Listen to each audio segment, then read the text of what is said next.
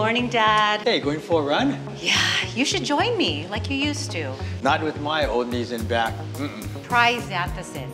It could really help. Plus, it's super safe, Dad, and it's good for your heart and brain. Xanthicin fights aging with astaxanthin, nature's most powerful antioxidant. And with 3 times the absorption and superior purity, it's the brand physicians trust. Find it at getxantho.com and these retailers. Keep doing what you love with Xanthicin.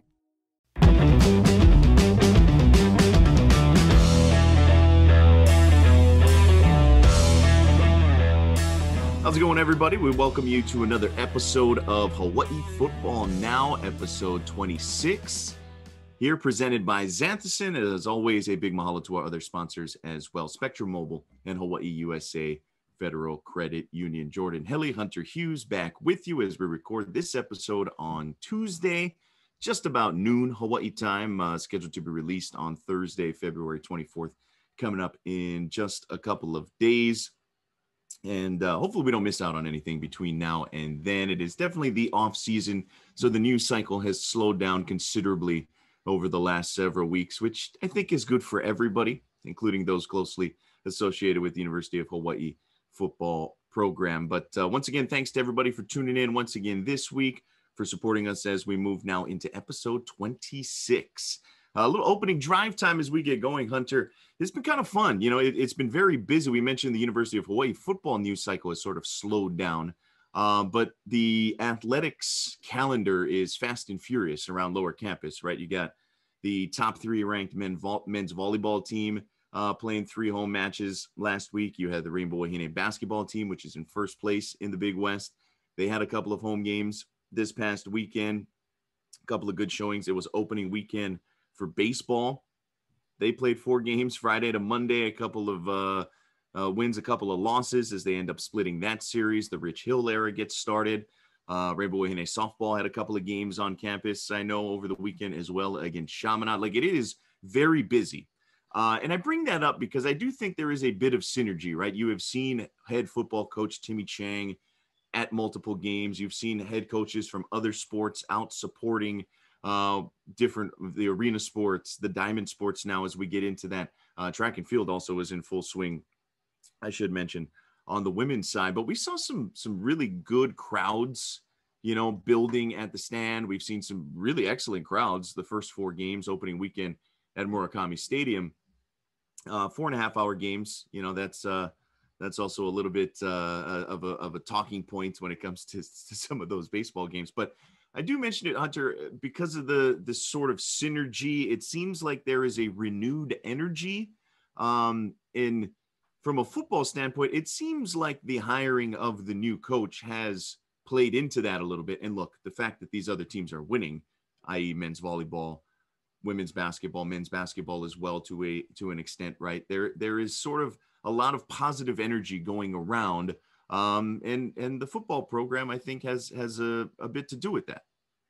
Yeah, I mean, I would agree with that. You know, Timmy Chang, above all else, is an alumni of University of Hawaii, and so loves anything and everything bows. And if you were an alumni like I was, the athletic department is actually kind of small. That there's a study area down on lower campus that's just for student athletes, and you end up becoming friends with people from all sorts of sports teams there. And it feels a lot like almost another version of high school, because you know everybody's name, you know their sport, their position, and it creates this kind of cool camaraderie in the athletics department where you go to each other's games. It's not just we're going to go to the football game and then have fun basketball and baseball. No, like, these are our buddies. I remember going to many baseball games specifically with Drew Brown and J.R. Hensley specifically. J.R.'s brother actually is a pitcher in the Yankees organization, and J.R. could talk smack with the other team, unlike many people I've ever been to a baseball game with. So that was always really entertaining. But the games at the Les with some sunflower seeds that you snuck in there, that's a good day right there, in my opinion. Yeah, games at the Les, and then of course if you were of a certain age, right, therein lies the 4.5-hour debate. It's like, man, these games last a long time, but if you're maybe imbibing a little bit, and alcohol sales last all the way through the 7th inning, right? More time to perhaps consume some beverages. But that maybe is one of the upsides of having those long games. Some of those games, man, that I don't know how guys do it. I give them credit battling back for the 2 wins afterwards. So yeah, I mean, I think you see all these athletes, right? And thus the advantage of playing on campus, right? Something that the fall sports don't necessarily, or haven't had, I guess, right? Rainbow Wahine soccer plays in Waipio. The football team had always played in Aloha Stadium up until this past year. But just having the ability to kind of just wander your way down to lower campus and then, go watch a baseball game on a Sunday afternoon, or go watch the Rainbow Wahine play, Saturday afternoon, and then the men's volleyball team Saturday night. Like, it's a lot easier to access, not just for the fans and whatnot, but particularly for those on campus and the energy that builds. So yeah, I think it's pretty cool. I think what we're seeing is something to get behind, and something that I think, a lot of people are running with right now. And you've seen that cross sport support. You've seen that from the community as well. I mean, obviously, right, it's not just students going to these games. Yeah, and I think the timing of where we're at with COVID overall has a big part to play with all of this too. I think some of the timing with UH football, ironically, seem to be the times in the last couple of years when, state legislatures seem to kind of tap the brakes with allowing people out or something like that. And so UH football and its subsequent fans kind of suffered because of that, where we're kind of at a point, at least in my observation, where we're really starting to get back to normal. Fans are being welcomed back inside stadiums, and then obviously at the less that's outside. I think we're going to continue to see more and more of that, and with spring ball starting for football, I think we can kind of ride that momentum as well. That's a good point. It really is, and timing's everything, right? And kind of being able to capitalize on the fact that things really are opening up, and folks are being allowed back in, if you will, and making that experience the most worthwhile for everybody involved. Definitely a big part of it. And as you mentioned, spring ball, there is something to sort of pin up on the whiteboard in the locker room, if you will, because as we head into the game time portion of our podcast, the 2022 schedule released late last week. And that is, of course, a big talking point, and something that I think a lot of people like to go through the exercise, right? It's like, oh, okay, here's the schedule. Here's what it lines up for everybody involved, right? Okay, how many wins do you foresee? How many losses do you foresee? What road dates? We kind of knew where Hawaii was going to be playing on the road. That opponents and location we knew. We just didn't know date and time of year and things like that. So now we know more or less, right? Especially with the conference opponents. If you're looking at taking a trip to, say, San Jose to go watch, UH take on the Spartans, that'll come late in the season. And so with the 2022 schedule out, we'll kind of run through that quickly and then get some of your reactions, Hunter, as we move through this. For the University of Hawaii, it is a 13-game schedule. Once again, 7 home games, 6 road games. I think that's a big thing of note after last season, right, where they played 6 at home and 7 on the road. But they start with that week 0 game once again, which has been, I think, very fruitful for the University of Hawaii, being able to play on a light weekend, usually on national television. Those games tend to get picked up because of the light schedule, and getting a little early advantage, which allows you to build in a bye week as well in a 13-game regular season, because you got to account for the conference championship game come usually late November, early December. But anyway, they start August 27th at home against Vanderbilt. They follow that up the next week, September 3rd. Again, these are all Saturday dates. Sometimes things can get moved around based on TV in terms of start time. We don't know any start times yet. And even sometimes maybe you get flexed to a Friday or something like that to accommodate for national television. But the next Saturday, another home game against Western Kentucky. Western Kentucky, very good team, won a bowl game last year, high-scoring offense. Then the first road trip of the year is the following Saturday, September 10th, to the Big House, Michigan, fresh off of their appearance right in the college football playoff. That's a big-time game, no doubt about it, and a place that Hawaii has been within recent memory. To Ann Arbor, Michigan. They come back home September 17th, the home game against Duquesne. If you remember, they played the Dukes a few years back in a home game. That is their FCS opponent on the schedule this season. And then Saturday, the 24th, they close out non-conference play at New Mexico State in Las Cruces. Just one game against the Aggies this year. I think thankfully for everybody involved, as opposed to the home and home last season. So 5 straight weeks, 3 home, 2 away. That's your 5 non-conference opponents. They get the week off, the last weekend of September. They have that off, and then they get into 8 straight weeks of conference play. So kind of interesting. There's a very clear sort of mark between non-conference and conference play. Conference play starts Saturday, October 8th at San Diego State. They come back home October 15th at Nevada, at home against Nevada. They go back on the road October 22nd at Colorado State, the only trip into the Mountain Time Zone for this group in conference play. Back home on the 29th of October for Wyoming. Then they hit the road November 5th at Fresno State.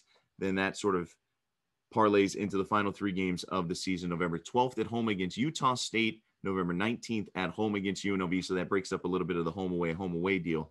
And then they finish November 26th, Saturday. That's Thanksgiving weekend in San Jose against San Jose State. So Hunter, before I share my thoughts here, just any sort of initial thoughts on what jumps out to you when we look over the schedule? First and foremost, we might secure a win against an SEC opponent, which is always fun. The fact that Vandy's coming into town, they may not be top tier SEC, but it's SEC on their jersey. Regardless, I would love to put a hurting on those guys at home. You brought up the Big House. I grew up in the Midwest in Chicago. I've been to a few games as a fan, and actually went the last time we went to the Big House as a team back in 2016, I believe it was. And Michigan had a good time that day against us. I think they beat us 70-3. Michael Jordan was in attendance. It was the first time that Michigan unveiled that they were actually a Jordan partner.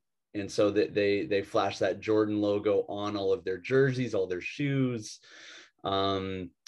It's I think Michigan enjoys bringing Hawaii up there. But if nothing else, it's a great experience for the guys and for the program. I don't know what the specific number is, but a lot of times schools like Michigan invite schools like us up there to secure a win on their schedule, and that usually comes a little bit of prize money where they donate to the athletic department for securing that win. So I know our program would be in desperate need of securing the bag.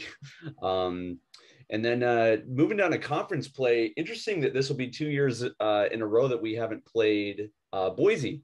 Normally we go every other year with Boise. And so I was kind of looking forward to that this year and kind of getting some redemption on those guys. But even on our side of the Mountain West, we've got some serious work to do to regain some status on that side. Yeah, I believe it's sort of 2-year windows, right? You usually play 3 of the 6 from the mountain, and you play like you exchange home games, and then you get the other 3 for a 2-year window. If I believe that's what they've been doing. But yeah, I think, obviously the jewel on the schedule is the trip to Ann Arbor, I think, right? Whether you're a fan and you want to take the trip, right? The pilgrimage to one of the hallowed grounds of college football, or if you're a player, right? That's a great recruiting pitch. Like, hey man, we're taking a trip to Ann Arbor. We're going to go play in Michigan. That's exposure big time, right? That's going to be a big time game. It's going to be big time television.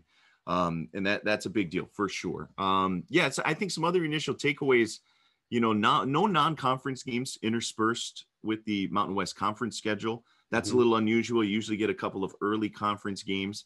All 5 non-conference games come before the Mountain West Conference opener at San Diego State on October 8th. And that's actually fairly late in the calendar. That's much later than Hawaii's Mountain West Conference opener last season, which was September 18th at home against San Jose State, much later than 2019, which was late September at Nevada. And in fact, you got to go all the way back to 2016 for a UH conference opener in October. And that obviously excludes the 2020 season, which got pushed back with the pandemic, and it was the 8-game season. We're all very, very familiar with that. No true extended road trips again this season, where you have back-to-back road weekends. I think there's one in there where they play back-to-back road games, so you got an off week in between. And so no true extended road trips. I don't know if you guys had any of those, Hunter, when you played, but where you're on the road, then you go stay someplace, right? And you're basically living out of your suitcase for a couple of weeks. Always kind of tough. So I think that's a nice aspect of the schedule. There's no bye weeks once conference play starts. So that, obviously they're going to have to go through the gauntlet of 5 weeks, 1 week off, and then 8 straight weeks in conference as they try to chase the division championship. I mentioned it, 7 home games versus 6 road games, I think is a big deal for a bunch of reasons. Obviously, competitively, right? You want to play more home games than road games. You're more likely to win the home games, especially if you're the University of Hawaii. Revenue, right? More home games, more dollars, especially if we assume come the fall, it's going to be kind of full go in terms of fans, in terms of concessions and all those kinds of things, as opposed to last season where they basically had 1 game where they could really open things up. And even at that, it wasn't fully open or anything like that. And then the season ender, right? I'm sure a lot of folks out there, a lot of folks that listen into our little program here, they may have mixed feelings, differing feelings on one Chevan Cordero. But look, that's the end of the season. It's Hawaii at San Jose State. Chevan Cordero presumably is Brent Brennan's starting quarterback in 2022. Can you imagine if something is, I know they play for the trophy, right? The Dick Tomey Legacy Memorial Trophy. But could you imagine if something is riding on that result, like the winner goes to the conference championship game, or the winner needs it for bowl eligibility, or something along those lines? And it's, Hawaii and Chevan Cordero on the other sideline, how weird that will be, just even if both teams were like 500 or something like that.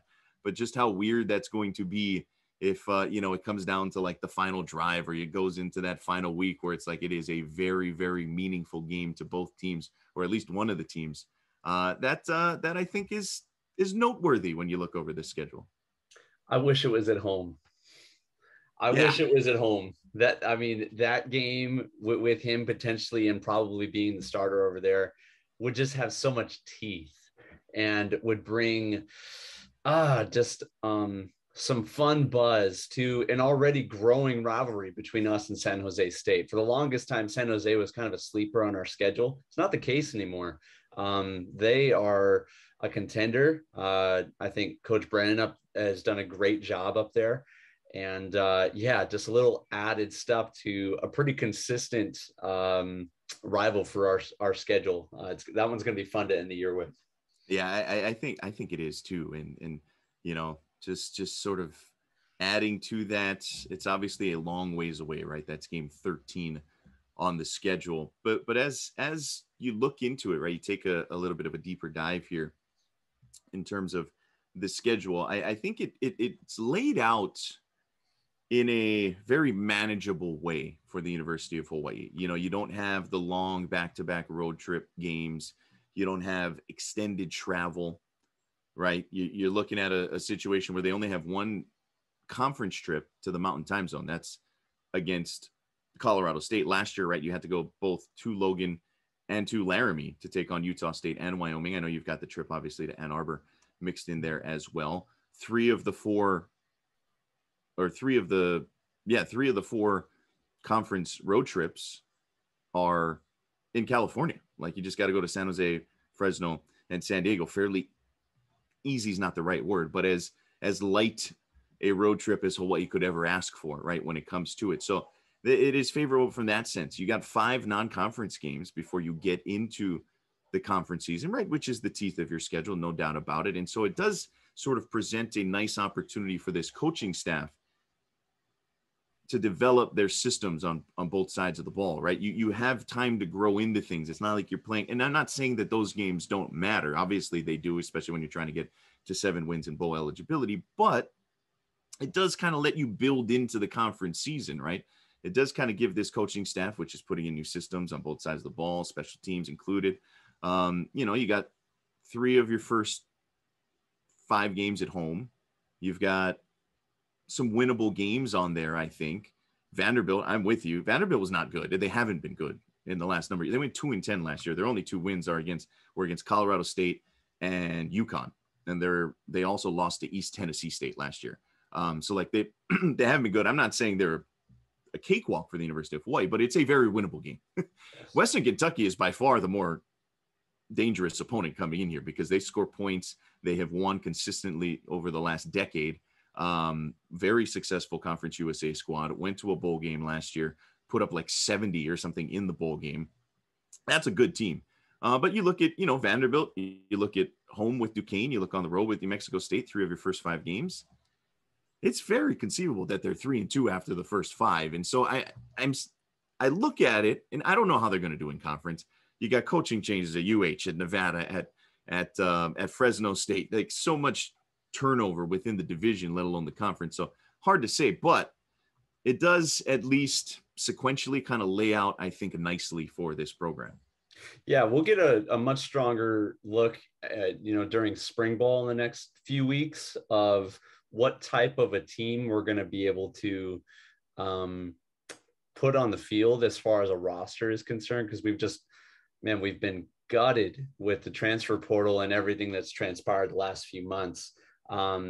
So, what type of a team, what type of a offense, what our identity is going to be, all of that is yet to be decided. But I'm with you, Jordan. Whenever I look at this schedule right here, I think conservatively 3-2 before we even set foot into Mountain West Conference play is very doable, potentially even 4-1. I don't think that is too greedy of a thing to say. And then trying to secure just 3 more wins in conference play. I mean, new coach, not new coach. That's a very feasible thing in Coach Chang's first year as our coach. And with everything aside, everything that, he's been through being added on late and what have you, with all that drama, it's kind of laid out in front of him. Like, all right, man, here is your opportunity. It's not like we've got 2. I remember, I think it was Chow's last year, we had 2 Big Ten opponents, or it might have been, I can't remember what year specifically, but 2 Big Ten opponents, and I think maybe even a Pac-12 too in that non-conference play. That's a tall task before you even get your feet wet in Mountain West play. So I'm really optimistic looking at this as a whole. Yeah, I'm with you there. I was trying to think back, doing the quick Googling, right? That was the year at Ohio State, at Wisconsin. In Wisconsin, yeah. Was that also the Australia year? It was where we played Cal. Yeah. Yeah, that schedule, brutal. See, this schedule doesn't quite lay out that way, right? No. It's like there have been some schedules in the past where the Hawaii football team was asked to really sort of stretch itself thin. This, I think, is a very manageable schedule. Yes. And part of that is the conference, the way they lay that thing out. You got to give credit, obviously, to the administration, to David Matlin for securing these non-conference dates, right? And getting them in position where I think that sort of laid the bricks and the groundwork where the rest of the conference schedule can kind of fall into place. And some of these return games, right, they'll be playing in Nashville in the coming years, which if you're a UH football fan, that might be a road trip you want to get on board with when they go ahead and play Vandy. I forget if it's next year or the year after, but some games coming up for sure. And sort of on that fan note, I think it's a fun schedule. If you're just looking at it from an entertainment standpoint, from a supporter standpoint, from a fan, if you're a season ticket holder, if you're somebody that just wants to go and catch some games, you're a Neighbor Island fan, you want to fly over, catch some games, you want to go to the mainland, follow this team, right? Because there is a diehard dedicated group that will follow this team no matter where it is, whether it's Sydney or shout out Ann Arbor. To Allen, Virginia. Yeah, exactly, right. But I mean, you got a home game against an SEC opponent, right? The SEC, at the end of the day, you got an exciting, high-scoring Western Kentucky team coming to town, a winnable game against Duquesne, right, on the schedule, and then your home games. Timmy Chang's old squad comes in Nevada. That always is a little, sprinkle a little intrigue there. I know it's a completely new coaching staff there in Reno. Wyoming comes to town, and Hawaii's got to defend the Paniolo Trophy. I think that's always fun. Utah State, UNLV. Anytime Hawaii and UNLV get together, weird things happen. So I think it's a fun home schedule. And then, as we mentioned, it's quick flights for the most part. If you want to follow the team to California, San Jose, San Diego, you can get there direct. Fresno's a little tougher to get to, but yeah, you get my drift. And then, if go ahead and get your tickets to Michigan ready, right? And then, there's also road trips to Las Cruces and Fort Collins if anyone's interested in that. But I do think it's kind of a fun schedule for everybody involved. I think from the players' perspective, I think it's a manageable schedule from the program's perspective in terms of trying to get wins and trying to build a successful season. But it's gonna be tough, right? We know a little bit about the non-conference teams, maybe even more so than some of these conference teams, because I mentioned all of the turnover, all of the transfers, all the coaching changes. You know, we'll find out down the road which games may be picked up by national TV, how that impacts start times, as we mentioned. But I do think that coming out of the non-conference, we should know pretty early how competitive Hawaii can be, I think, in conference, because their first two non-conference games are at San Diego State, right, who played in the conference championship game last year, who just consistent, right, just consistently a winning program, and then at home in their first game against Nevada. And again, I know they're going to have a new quarterback, they got a new coach and all that kinds of stuff, but Reno's another one of those programs. They always find a way, right? And so I think 2 games into the conference season, that's a quarter of the way, right, basically, we should have a good sense. We should have a good sense as to where this team can maybe stride to within the conference. So I like the way things are laid out, and maybe that's just me being optimistic in February, right? When it all comes down to it, but trying to look at this thing as objectively as possible. It's a fun schedule. It's a fun schedule. The 7 home games, and I think we'll know fairly quickly. Okay, where's Hawaii sort of fit in the pecking order when it comes to the Mountain West? Yeah, and given the second half of our conference play schedule, we're going to kind of need to get a lot of those wins early. When you look at, Wyoming coming here, Fresno State, Utah State, and then San Jose State, if you just look at how these teams have performed the last few years, they're no cakewalk. Even UNLV beat us last year when we should have handled them. Yep. We have kind of shown the last couple of years that we are a 500 at best ball club, and I think Timmy Ching's going to have his hands full to try to get that done again. Even though you and I are optimistic as any that we could get it done and maybe even secure a Mountain West bid, but at the same time, you got to look at where we've been and where these other programs are at too. Well established, a lot of returning starters, locked in schemes. All of that has to do with putting a successful product out on the field. So, hey, we'll see what happens though, Jordan. I'm excited. Yeah, we mentioned I think that's a great point by you, right? I mentioned the unknowns of some of these other programs. Hawaii is as much an unknown with how much turnover the program has experienced over the last several months. No doubt about that. All right, we'll hit the halftime break. We'll kind of bring things home on the other side as we close out episode 26. But we do want to see if you have heard about this amazing supplement called astaxanthin. Doctors and pharmacists recommend it for everything from joint and muscle function to cholesterol health and cognitive function, even anti-aging. But did you know only one brand delivers 3 times more astaxanthin to your body, making it a better buy than the competition?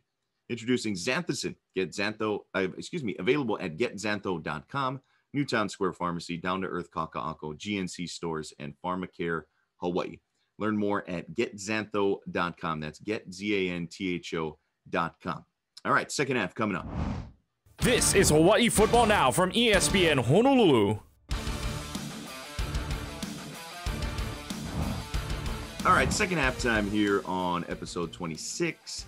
HFN, Jordan Hunter back with you. And Hunter, to kind of close out this episode, the roster's still taking shape. We talked about it a few weeks ago, right? Hawaii didn't go on a signing spree, if you will, during the usual signing period beginning of this month and just allocate all of their scholarships. That was something that they did strategically, is what we were told.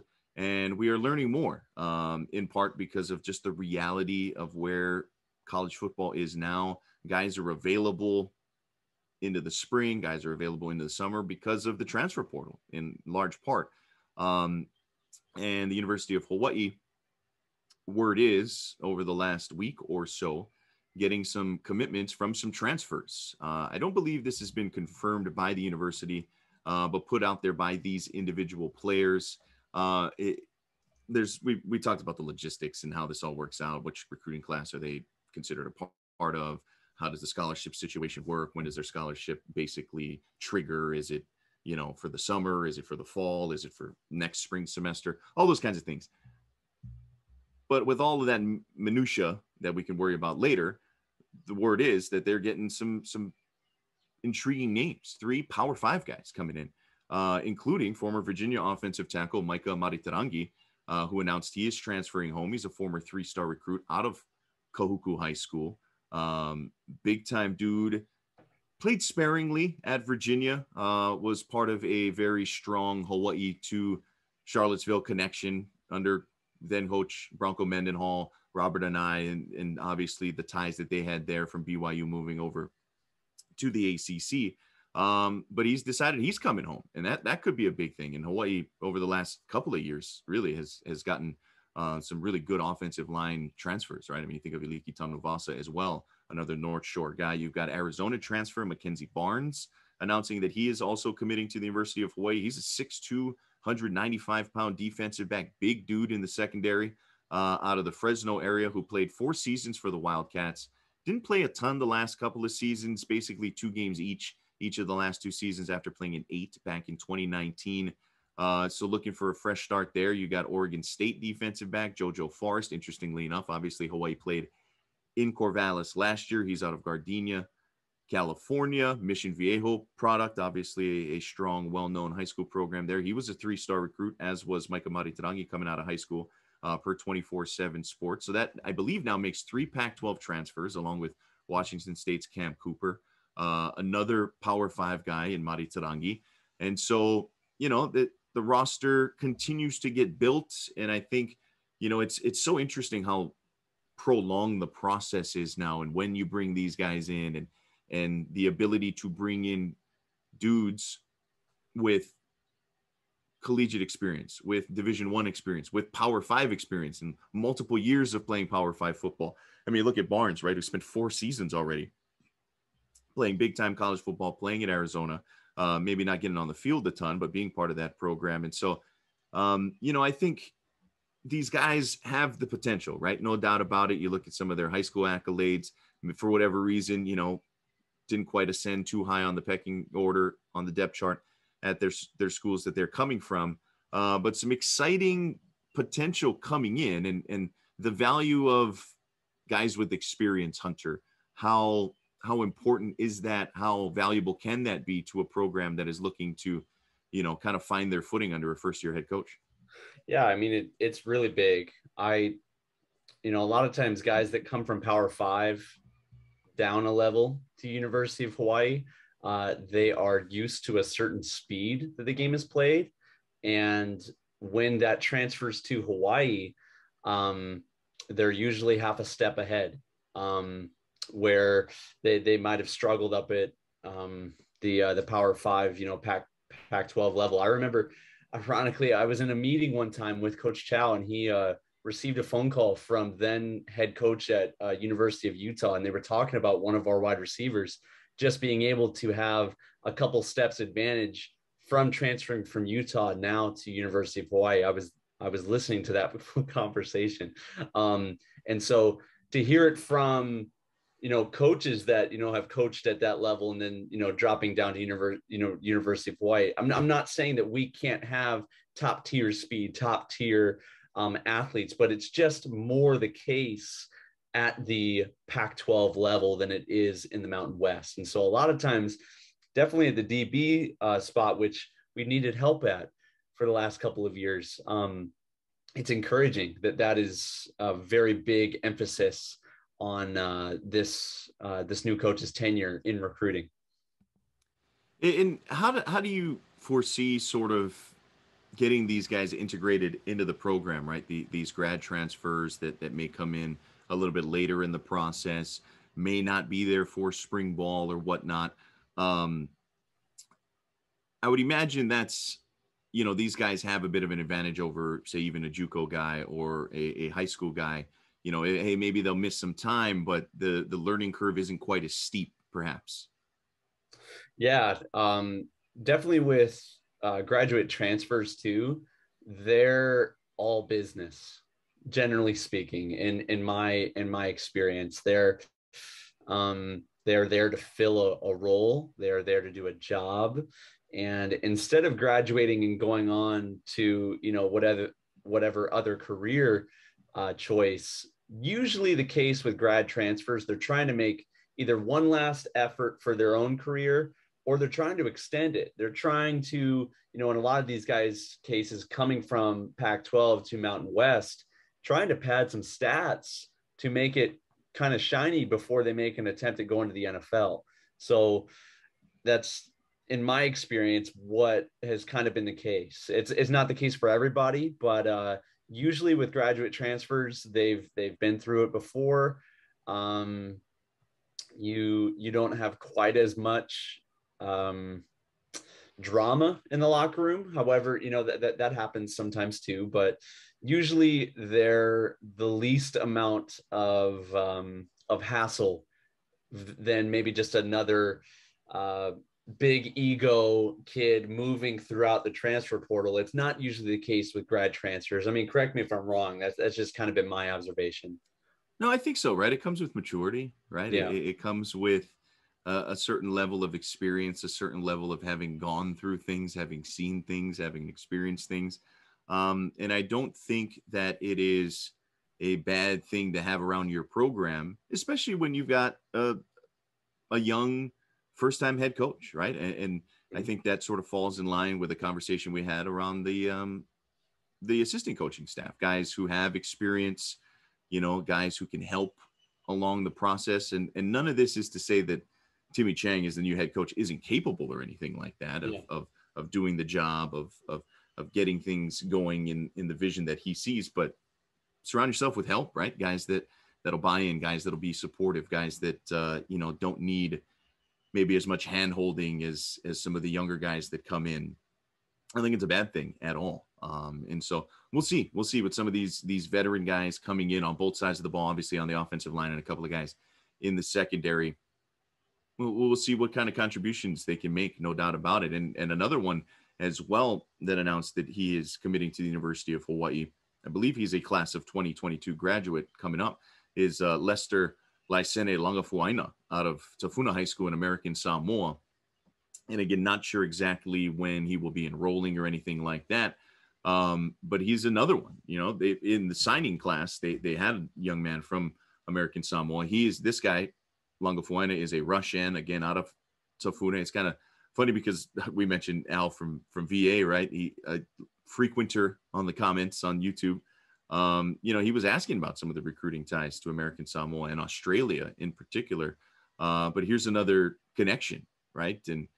And I don't know how sustainable the pipeline will be, but it's a good start for sure. And Hawaii needs to, right? That was something that, past head coaches very much made a point of emphasis, is going after Polynesia and being the University of Polynesia and being able to get these guys. And that Timmy Chang has said that explicitly, that is something that they are looking to do wherever the Pacific touches. And so that's a good sign, and I don't know the caliber of Langafowaina. He looks good on tape, and he's a little, I think he's got a good frame that'll need filling out for sure. But, getting those connections down there is huge. Yeah. I mean, in my experience, everybody that came from American Samoa, they love to hit. They're tough as heck. The bloodline is strong down there. Some of my best friends have come from down there, but then also, first started in the Mac kind of Chow transition was whenever we brought in Scott Harding, and Scott was such a unique kind of Swiss Army knife, or Australian Army knife, I should say, with him being a wide receiver, but then also being a kick returner and a punter. And, Rolo really used that connection to try to bridge that connection to Australia. Again, we brought in Stan Gaudian, as well as Ben Scruton. Both those guys played for 4 years for us and did great. That's a very unique opportunity and relationship that other mainland coaches usually don't even think about, because they're so invested in their regions where they have success, their high school connections, that sort of a thing. But I'll tell you too, even over in France, whenever I played pro football out there are athletes everywhere. And football is not that complicated of a game. A lot of times these guys are very versatile, growing up playing rugby, soccer, and then these Samoan kids just coming home from church, tackling each other. And that versatility makes its way to American football very seamlessly. And yeah, I think we could be very competitive in recruiting by looking at areas such as those. Yeah, I mean the Aussie connection has been one that's been great. I mean, you think even all the way back to Matt McBriar and how many good punters Hawaii has gone, and that secret's kind of out. Like, Alabama and LSU have had Aussie punters and whatnot. But no, I'm with you, and that's the beauty of football in a way as well. That it is uncomplicated, but it can also be very specific, right? Different body types. You can have all different body types that play football. You can have guys with all different sort of skill sets, whether you can kick a football or you can tackle a dude with the football, or you can run the football without getting tackled, or you can block somebody. There's all these different. Football is a game for everybody in a lot of senses in that way. Like you don't have to be a certain weight or a certain speed. Like there's a spot for you on the field, and there's these talented dudes all over the place. So I'm with you there. And just sort of interesting to see the recruiting net and where it is, right, and where they get these transfers and whether that can sort of be fruitful, right? Under the previous regime, Todd Graham, like there were multiple guys that transferred in from Iowa State and some dudes with Texas ties. And so, that I think we're good players, and I don't know if that'll continue under the new coaching staff, but they've got their connections, right? And so now we see guys coming from the Pac-12 a little bit more than we saw the last couple of years, but maybe less so from Texas and the Midwest. So it's always kind of interesting to see where those recruiting ties sort of end up landing and how those guys end up at the University of Hawaii. So yeah, I'm excited to see how this all plays out. Any final thoughts, Hunter, on sort of the recruiting and the latest guys before we sort of transition into the home stretch? Yeah, I mean, I think you nailed it on the head. I can remember Coach Debo, our special teams guy under Norm Chow, he was a Florida guy and recruited Florida like nobody's business. And so DBs, safeties, wide receivers, we got guys from Florida, and it seemed like there was this huge bridge from Florida all the way to Hawaii because of Coach Debo. And it just depends on what kind of staff you put together. One thing's very much apparent with this coaching staff: they are Polynesian, so they're going to be able to recruit Polynesian, I'm sure, very seamlessly, just because they get it. They speak the same language, both physically and metaphorically with these families. And it's always cool because you said as well, there's many ways to put an effective team on the field. It's kind of fun to see what this one does. Yeah, it'll be a lot of fun. So we'll kind of wrap things up. We'll head into the overtime segment. I did want to give a shout out to our guy Leonard, who's also been a regular and loyal listener. He asked me how come I didn't have a University of Hawaii shirt last week, because Hunter always has, right? Because he's well stocked. And I had to go dust this one off. So this one's for you, Leonard. I actually don't have a lot of University of Hawaii shirts. It's kind of funny, you work in media, you work covering teams and whatnot. You're not necessarily wearing the gear of the team you're covering, right? Because in a sense, you need to remain unbiased, you need to remain objective, and so it's not like I have a closet full of University of Hawaii gear. But I mean, I don't think it's any secret. I grew up here, fan of the program, fan of the team in general. So yeah, maybe I need to go stock up a little bit. But yeah, for those listening, Jordan is sporting a bright green turtleneck right now with that's why I'm sweating. That's right, with a big orange H. It's a hardly ever seen before limited release version. I'm just kidding. It's from the baseball throwback collection. That's right. I do like the orange. I'm a sucker for the orange and green on the baseball uniforms. From a ginger dusted blonde, orange is not my color. So I'll let you sport the orange, Jordan. There you go. The nice thing is they've got an array of uniforms, right? That some that don't have any orange. So we're covered. We're covered, Hunter. We'll be good in this. All right, a little overtime before we head out of here. One of your buddies, Hunter, I'm going to go see on Maui on Saturday. Tumua, former University of Hawaii football player, Tumua Tuine. I'm going to his Saturday show at the Mac. So I just wanted to throw that out there. Right on. Yeah. Tamua, we're shouting you out on our show. This is a free advertisement for Tamua. If you guys don't know about him, look him up. Tamua Tuanei, former University of Hawaii safety and special teamer. He is now in the comedy scene in Hawaii and now beyond. He's putting together a tour for the mainland. Very, very funny guy. Great dude as well. Give him support if you can. He's a great guy. Yeah, I love his stuff, man. I haven't seen a show of his in person, so I'm very much looking to that on Saturday. I think he's a guy all the University of Hawaii football fans can get behind. And in no way did I bring this up as a ploy to get him on the show as a guest. That's right. Definitely not what's going on here. So Tamu, if you're listening and you ever, but if you want to come on, we're always open to it down the road. No, but he's doing great for himself. I give him a ton of credit. It's to go into comedy, man. That takes a lot of courage, I think, and he's crushing it. He's crushing it. So I'm very much looking forward to seeing him on Saturday. Hunter, you have a great week, my man. This has been as fun as always.